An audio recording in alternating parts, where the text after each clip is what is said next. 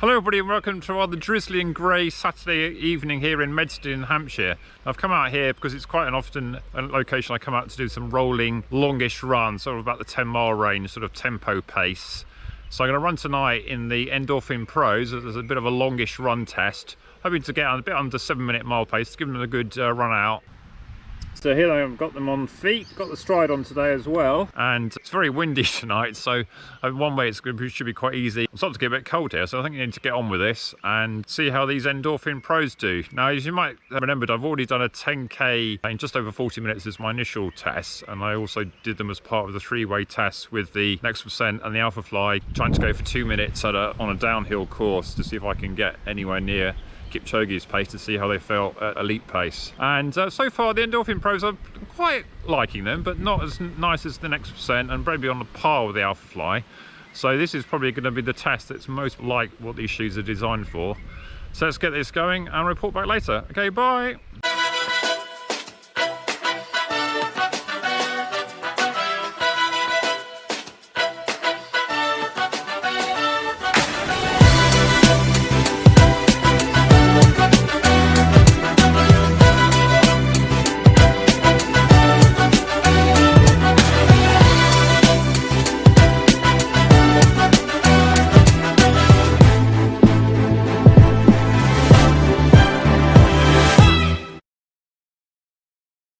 Hello, so run done in the Endorphin Pro. I've just come here to find some sort of light. It's now rather late, about 9:45 in the evening.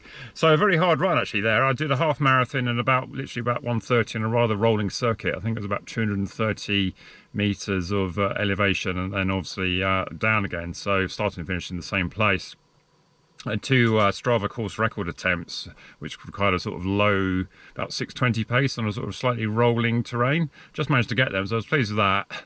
And even held up a car on one of them, which is not to the amusement of the guy behind, but needs must when you've got 400 yards to go on a Strava segment and you think it's down to the last few seconds.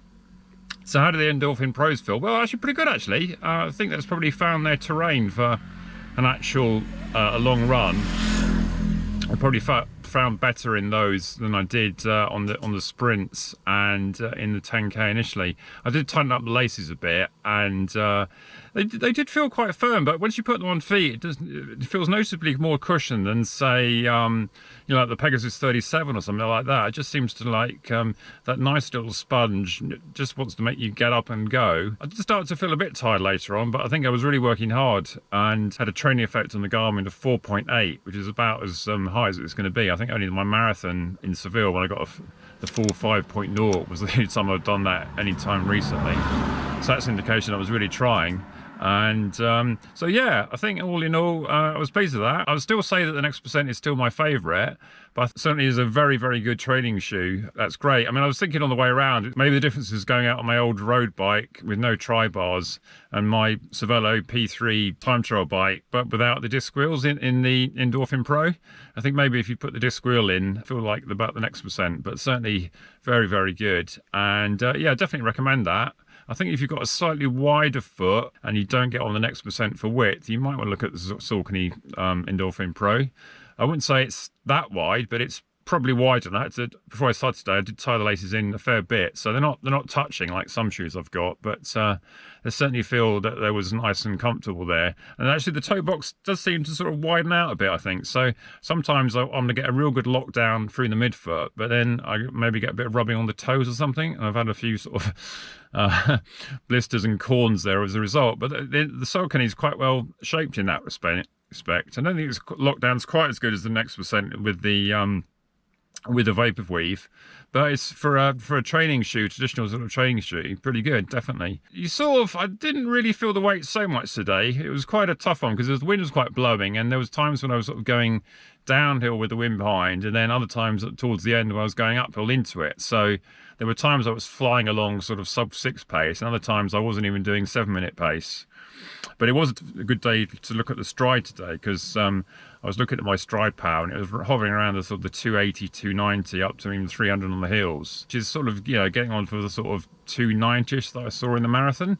So definitely, if you ever want to check out the stride on a course like that, where you're going up and down a bit of flat, bit of down, bit of up, bit of wind, it really comes into its own. Because there was one bit when I was going up the hill and I was going literally 8-minute miling, but I looked at my power, and the power was as good as it was if I was going sort of 620 on the flats earlier on. So that's a good good thing to know.